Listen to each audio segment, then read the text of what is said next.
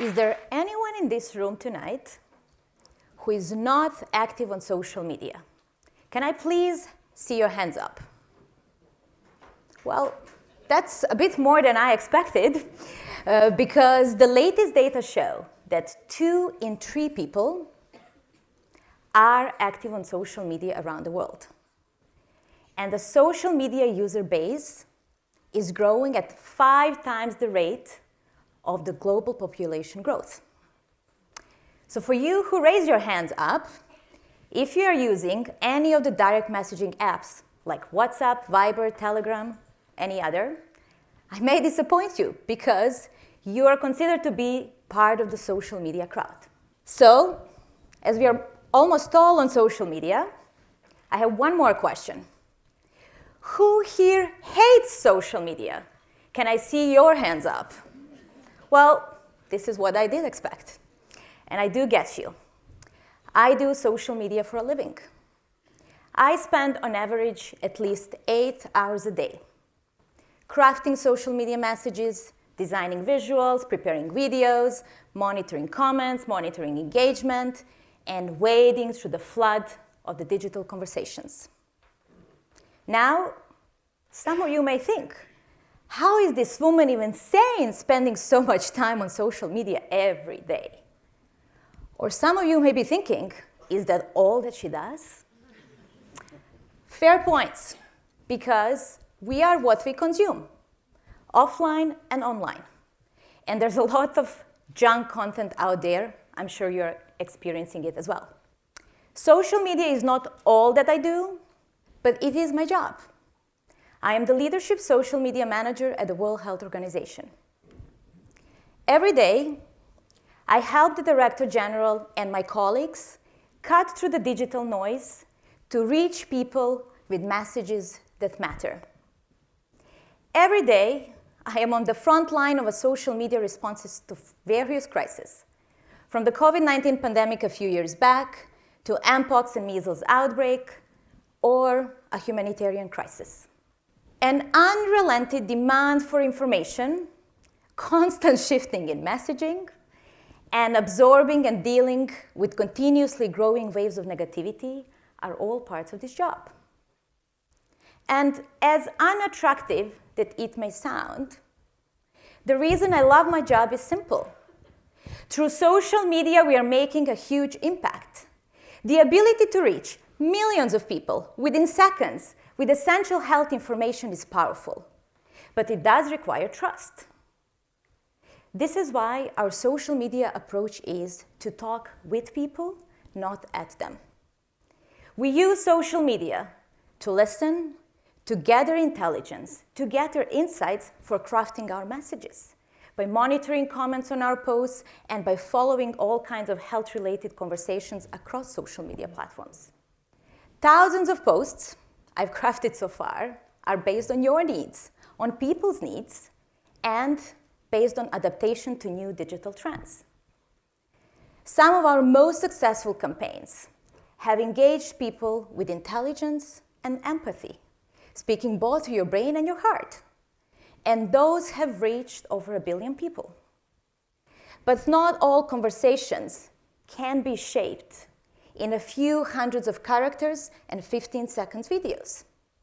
This is why we're utilizing live features on X, on TikTok, on YouTube, LinkedIn. Again, you can name the platform. So we are creating the space where our followers can have a direct conversation with our experts and get the answers they need in real time. Doing this in a social media live program leaves no space for filtering. So now we've built a social media community that trusts our experts, but it also feels heard. And most importantly, it has helped us to shift the health conversations from me care to we care. People now come to us not only to ask, how can I stay healthy, but how can I help to keep my community healthy? We are also using our channels to give the voice to those who would otherwise be silenced. Health workers, professionals, and others on the front lines of the humanitarian crisis. Right now, as we speak, in places like Gaza, like Syria, like Sudan or Ukraine, We are helping share the untold stories of suffering and resilience.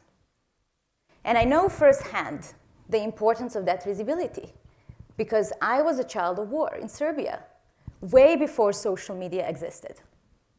If we analyze all those efforts in using social media for good, have we done everything 100% right?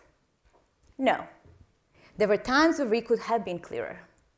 But perfection is not the objective. Participation is. And participation makes an impact. So, whether you or I love or hate social media, it is here to stay, my friends. And it has changed the way we live. And it has changed the way we connect with each other. So here's what my social media job taught me about my personal social media. It is not about millions of followers.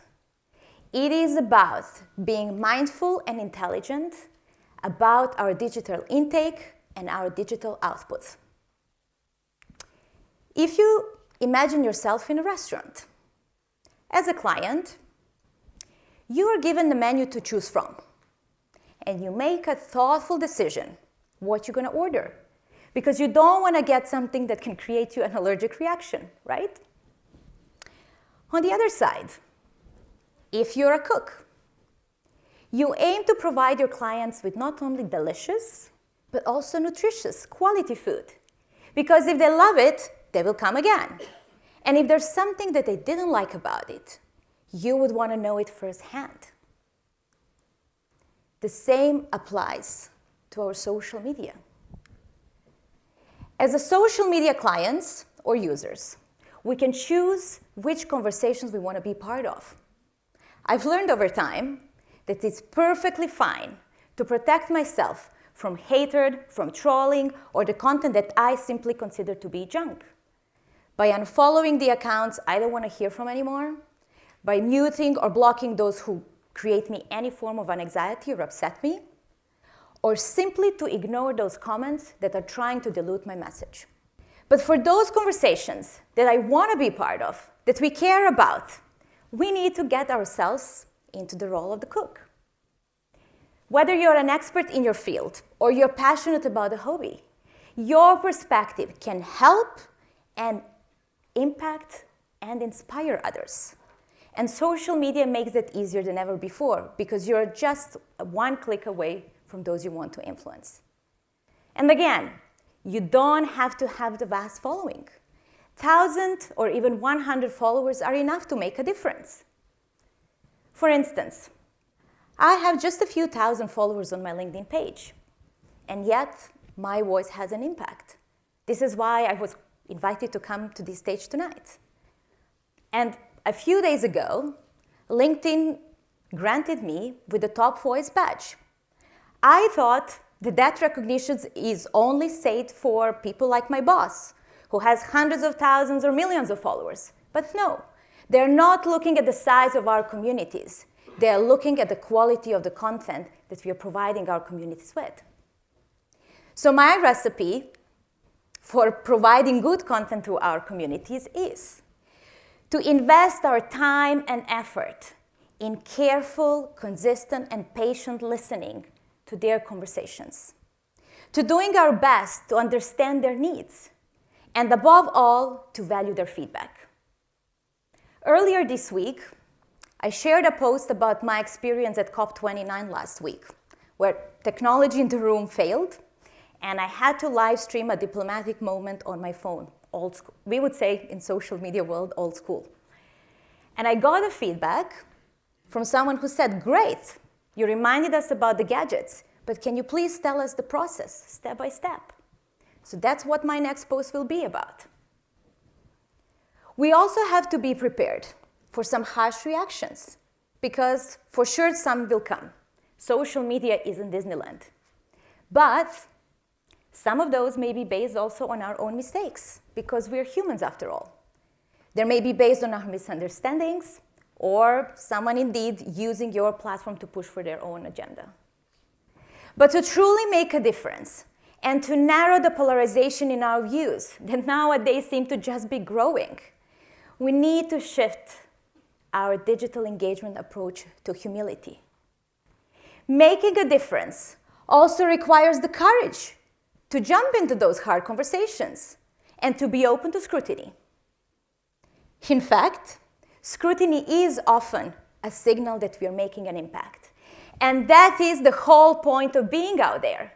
If we are to make social media something of value and not just an addiction to likes, we have to be part of those meaningful conversations or to craft them if they don't exist, one post at a time. So please remember, first, our digital intake matters.